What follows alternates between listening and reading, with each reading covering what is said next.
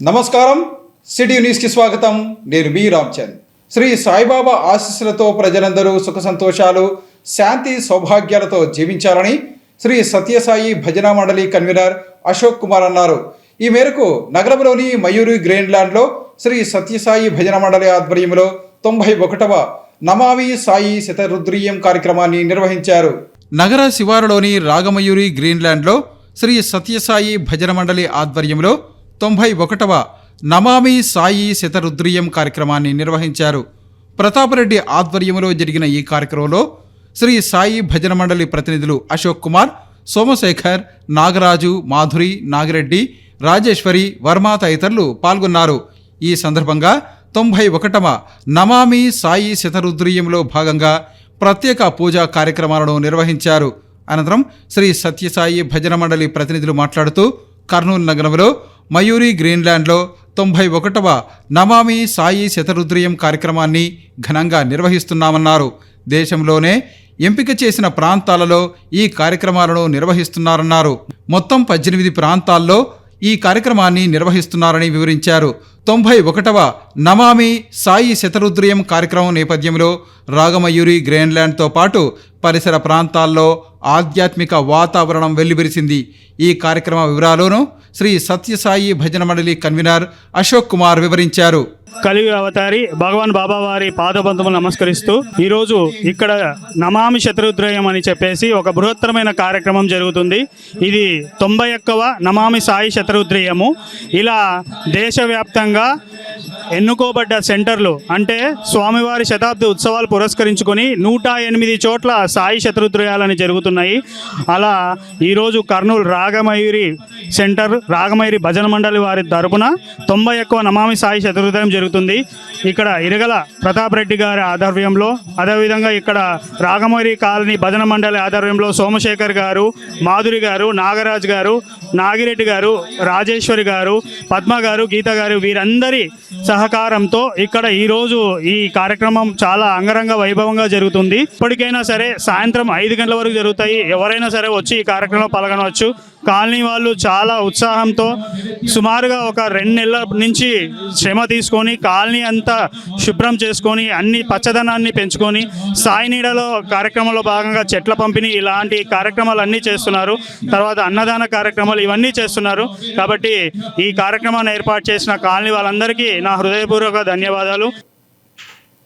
ప్రముఖ బంగారు వజ్రాభరణాల విక్రయ సంస్థ Malabar gold and diamonds jewellery షోరూమును ఆధునీకరించి పునః ప్రారంభించడం అభినందనీయమని పాణ్యం ఎమ్మెల్యే గౌరిచెడత వెంకటరెడ్డి అన్నారు.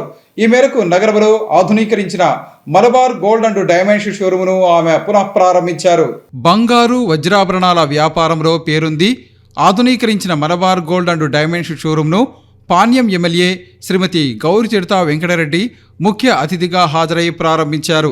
ఈ సందర్భంగా జరిగిన కార్యక్రమంలో ఆంధ్ర, తెలంగాణ రాష్ట్రాల Malabar gold and diamonds jewellery showroom law marketing head Rajesh Kumar తదితరులు పాల్గొన్నారు.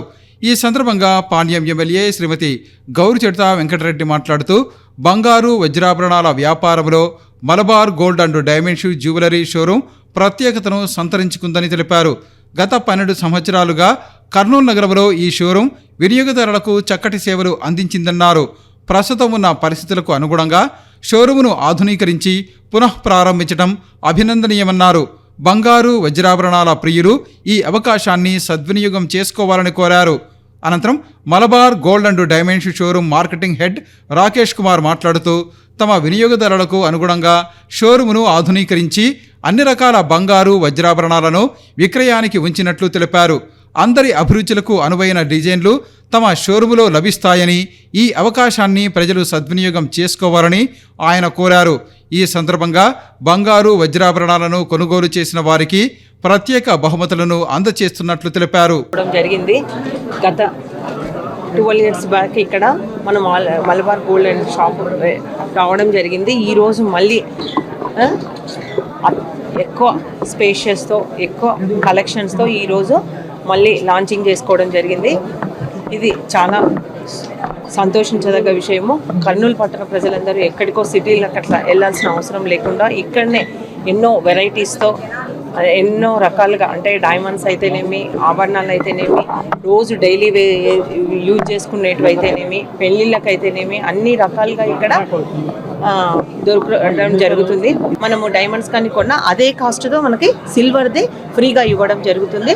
కాబట్టి నేను ఒక్కటే తెలియజేస్తా ఉన్నా, కర్నూలు ప్రజలంతా ఈ అవకాశాన్ని సద్వినియోగం చేసుకోవాలని, అంతేకాకుండా ఈ మలబార్ గోల్డ్ అండ్ డైమండ్ సంస్థ ఇంకా ముందు ముందు కూడా అంచెలంచెలుగా ఎదిగి ప్రజలకు ఎంతో సేవలు చేస్తూ మంచి నాణ్యమైనది అందించాలని కోరుతూ మీకు ఈ అవకాశం ఇచ్చిన అందరికీ హృదయపూర్వక ధన్యవాదాలు. 2012లో మేము Malabar gold and diamond showroom కర్నూలులో ఓపెన్ చేయడం జరిగింది. ఆ రోజు నుంచి కూడా కస్టమర్ మనల్ని పొందుతూ బెస్ట్ జ్యువెలరీ కలెక్షన్స్ని నాణ్యమైన వాల్యుడేషన్కి ఇవ్వాలన్న ఉద్దేశంతో మేము ముందుకు వెళ్ళడం జరుగుతుంది.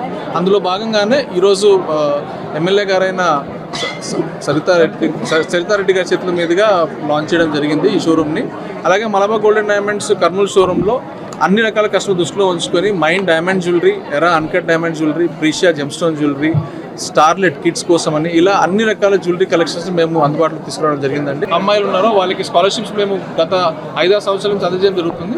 లాస్ట్ ఇయర్ 4,500 స్టూడెంట్స్కి మేము అందజేశాము. ఈ సంవత్సరం కూడా అదే ప్రణాళికలతో ఆల్మోస్ట్ 5,000 మందికి ఈ సంవత్సరం మేము ఈ స్కాలర్షిప్స్ అందించడానికి ప్రయత్నిస్తున్నామండి. So Malabar gold and diamonds తరఫున మరొకసారి అందరి కృతజ్ఞతలు తెలుసుకుంటూ మా ఈ వరల్డ్ క్లాస్ జ్యువెలరీ షాపింగ్ని ఎక్స్పీరియన్స్ చేయడానికి కస్టమర్స్ అందరినీ విజిట్ చేయాల్సిందిగా కోరుతున్నాను. నిరుద్యోగ యువత ప్రభుత్వ ఉద్యోగాల కోసం ఎదురు చూడకుండా స్వయం ఉపాధి అవకాశాలను ఎంచుకోవటం అభినందనీయమని పాణ్యం ఎమ్మెల్యే గౌరిచెడత వెంకటరెడ్డి అన్నారు. ఈ మేరకు నగరంలోని ముజఫర్ నగర్ రైతు బజార్లో ఏర్పాటు చేసిన హోల్సేల్ అండ్ రిటైల్ షాపును ఆమె ప్రారంభించారు. పాణ్యం అసెంబ్లీ నియోజకవర్గం పరిధిలోని కల్లూరు అర్బన్ 32వ వార్డు ముజఫర్ నగర్ రైతు బజార్లో నూతనంగా ఏర్పాటు చేసిన హోల్సేల్ అండ్ రిటైల్ షాపును పాణ్యం ఎమ్మెల్యే శ్రీమతి గౌరిచెడత వెంకటరెడ్డి ముఖ్య అతిథిగా హాజరై ప్రారంభించారు. ఈ కార్యక్రమంలో మార్కెట్ యార్డు మాజీ చైర్మన్ పెరుగు పురుషోత్తమరెడ్డి, తెలుగు యువత రాష్ట్ర ప్రధాన కార్యదర్శి ప్రభాకర్ యాదవ్, వార్డు నాయకులు టైలర్ నాగరాజు, రవి, ప్రకాష్ రెడ్డి, గిరి తదితరులు పాల్గొన్నారు. ఈ సందర్భంగా పాణ్యం ఎమ్మెల్యే గౌరిచెడత మాట్లాడుతూ ముజఫర్ నగర్ రైతు బజార్లో ఏర్పాటు చేసిన ఈ స్టోర్ను ప్రజలు సద్వినియోగం చేసుకోవాలన్నారు. అందరికీ అందుబాటు ధరల్లో నిత్యావసర వస్తువులను అందచేయటం అభినందనీయమన్నారు. ఇక్కడ నామరకమైన వస్తువులు హోల్సేల్ ధరలకు మాత్రమే విక్రయించబడుతున్నాయి. దయచేసి అవకాశాన్ని కర్నూలు పట్టణ ప్రజలు అందరూ సద్వినియోగపరచుకోవాల్సిందిగా కోరుచున్నాం. ఇక్కడ ఉల్లిపాయలు, వెల్లుల్లి, కొబ్బరి బొండాలు అండ్ కొబ్బరికాయలు సరసమైన ధరలకు హోల్సేల్ ధరలకు మాత్రమే విక్రయించబడుతున్నాయి. అందరికీ నమస్కారం. ఈరోజు ముజఫర్ నగర్లో SSRK traders grocery shop open చేసుకోవడం జరిగింది. ఇక్కడంతా చాలా మంది స్లమ్ ఏరియా కాబట్టి ఇది బాగా ఉపయోగకరంగా ఉంటుంది. అంతేకాకుండా ఇది హోల్సేల్ షాప్ కూడా. అందరూ ఇక్కడున్న కర్నూలు పట్టణ వాసులంతా దీన్ని వినియోగించుకొని సద్వినియోగం చేసుకోవాల్సిందిగా నేను కోరుతా ఉన్నా. మనకి రీటైల్ ధరకే దీన్ని హోల్సేల్గా అమ్మడం జరుగుతుంది. ఇక్కడ కేవలం 4 వస్తువులు మాత్రమే దొరుకుతాయి కాబట్టి ఆనియన్స్ అయితేనేమి, డ్రై కోకోనట్, అలాగే వెల్లుల్లి ఇవి దొరకడం జరుగుతుంది. కాబట్టి సరసమైన ధరలో మీకు అందరికీ అందుబాటులోకి తీసుకొని రావడం జరుగుతుంది. ప్రతి ఒక్కరూ ఈ అవకాశాన్ని సద్వినియోగం చేసుకోవాల్సిందిగా నేను అందరినీ కోరుకుంటున్నాను. అమ్మ జన్మనిస్తే అవయవదాత పునర్జన్మను ఇస్తారని, అందుకే ప్రతి ఒక్కరూ అవయవదానానికి ముందుకు రావాలని లలితమ్మ హెల్పింగ్ హ్యాండ్స్ స్వచ్ఛంద సేవా సంస్థ వ్యవస్థాపకుడు లోకేష్ అన్నారు. ఈ మేరకు నగరంలో జరిగిన కార్యక్రమంలో లలితమ్మ సేవా సంస్థ 3వ వార్షికోత్సవం సందర్భంగా ఆయనను ఘనంగా సత్కరించారు. నగరంలో జరిగిన కార్యక్రమంలో ఆత్మీయ సేవా సంస్థ 3వ వార్షికోత్సవం సందర్భంగా సామాజిక సేవా కార్యక్రమాలు నిర్వహించిన పలువురిని ఘనంగా సత్కరించారు. ఈ సందర్భంగా లలితమ్మ హెల్పింగ్ హ్యాండ్స్ సేవా సమితి వ్యవస్థాపకుడు లోకేష్ను ఆంధ్ర, తెలంగాణ రాష్ట్రాలలో చేస్తున్న సామాజిక సేవా కార్యక్రమాలకు సంబంధించి ఉత్తమ సేవా పురస్కారాన్ని అందజేశారు. ఈ సందర్భంగా వక్తలు మాట్లాడుతూ లలితమ్మ హెల్పింగ్ హ్యాండ్స్ సేవా సమితి వ్యవస్థాపకుడు లోకేష్ చేస్తున్న సామాజిక సేవా కార్యక్రమాలను అభినందించారు. రక్తదాన శిబిరాల నిర్వహణ, అవయవ దానంపై అవగాహన సదస్సులు నిర్వహించడం, పేదలకు అన్నదాన కార్యక్రమాలు వంటి అనేక సేవా కార్యక్రమాలు లోకేష్ నిర్వహించి అందరికీ ఆదర్శప్రాయంగా నిలిచారన్నారు. అలాగే పేద విద్యార్థులకు స్టడీ మెటీరియల్ ఇవ్వటం స్ఫూర్తిదాయకమని తెలిపారు. దీంతో పాటు తానే స్వయంగా అవయవ దానం చేయటానికి అంగీకార పత్రం తీసుకోవటం జరిగిందని, తన మరణం తర్వాత తన శరీరాన్ని మెడికల్ కళాశాలకు ఇచ్చేందుకు అంగీకరించారని తెలిపారు. మరణించినా జీవించండి అనేది అతని లక్ష్యమని, అమ్మ జన్మనిస్తే అవయవదాత పునర్జన్మను ఇస్తారని నమ్ముతారని తెలిపారు. ఈ సందర్భంగా అందరితో అవయవదానం చేస్తామని ప్రతిజ్ఞ చేయించారు. మనం చనిపోయిన తర్వాత మన అవయవాన్ని దానం చేయొచ్చు. దానికోసం ఒక చిన్న మీకు ఎగ్జాంపుల్, మా మేనమామయ్య గారే ఇదే ఔరగంలో ఆయన వర్క్ చేసేవాడు. కాలువ మండలానికి విఆర్ఓ. లాస్ట్ ఇయర్ సెప్టెంబర్ 9వ తారీఖున ఆయన డ్యూటీలో ఉన్నప్పుడే అక్కడ ఏం తెలియదు పడిపోయాడు. సో అతన్ని బాడీని హైదరాబాద్ తీసుకురాబట్టి ఆయన బ్రెయిన్ డెడ్ కేసులో కిమ్స్ హాస్పిటల్లో స్వచ్ఛందంగా మేము అవయదానం చేయించాము. సో అది లాస్ట్ ఒక్కసారి మీకు వీడియో ప్లే చేస్తాను. అండ్ రీసెంట్ గా మనం ఒక హర్షించదగ్గ విషయం ఏంటంటే, ఆంధ్రప్రదేశ్ గవర్నమెంట్ కి మేము ఎన్నోసార్లు AP state organ and body నుంచి రిక్వెస్ట్ చేయగా 2 రోజుల కిందటే జియో పాస్ చేసింది. చనిపోయిన వారి అవయవ దానం చేసిన సముచిత గౌరవం అని కలెక్టర్ గారి ఆధ్వర్యంలో అంత్యక్రియలు జరిగాయి. 10,000 రూపాయలు బ్రెయిన్ డెడ్ అయిన వాళ్ళకి అవయవ దానం చేసి 10,000 రూపాయలు వాళ్ళకి పారితోషికం ఉంటుంది. అలానే వాళ్ళ కుటుంబానికి కలెక్టర్ గారు అందుబాటులో లేకుంటే మినిమం RNA క్యాడర్ నుంచి వాళ్ళు ఆ దగ్గర ఉండేవి చూసుకోవాలా. తర్వాత వాళ్ళకి ఒక 1000 రూపాయలతో కూడుకొని షాల్వా మెమెంటో సమర్పించి వాళ్ళకి జీవనదానం వాళ్ళకి చేసుకోవాలి. సో మనం ఇప్పుడు అనుకోవచ్చు, నేను ఇవ్వాలనుకుంటున్నా, నేను ఎట్లా అంటే ఫ్యూచర్లో నేను చనిపోయినప్పుడు ఇవ్వాలనుకుంటున్నా, నేను ఎట్లా అనుకుంటే, మీరు చనిపోయినప్పుడు మన కుటుంబ సభ్యులు చెప్పి పెడితే దగ్గర హాస్పిటల్ ఉన్న వాళ్ళే చెప్తారు, మనకి జీవనదానం వాళ్ళ టీంతో కాంటాక్ట్ చేస్తారు. వాళ్ళే వచ్చి మీకు కౌన్సిలింగ్ ఇచ్చి వాళ్ళే తీసుకుంటారు. ఇక్కడ ఏ ఉంటారు లాభాపేక్ష ఉండదు, డైరెక్ట్ గవర్నమెంట్ ఆఫ్ ఆర్గనైజేషన్ నుంచి వెళ్తుంది. వాళ్ళకి ఎవ్రీ ఇయర్ కూడా ఉంటుంది. కాబట్టి మనం ఆలోచిస్తాం కాబట్టి చెప్తున్నాను. మీరు ఒక 10 మందికి చెప్పడం వల్ల ఇంకా కొంత 10 మంది మనం హెల్ప్ చేయొచ్చు. ఇవి ఈనాటి సిటీ న్యూస్. తిరిగి రేపు ప్రసారం అయ్యే సిటీ న్యూస్లో మళ్ళీ కలుసుకుందాం.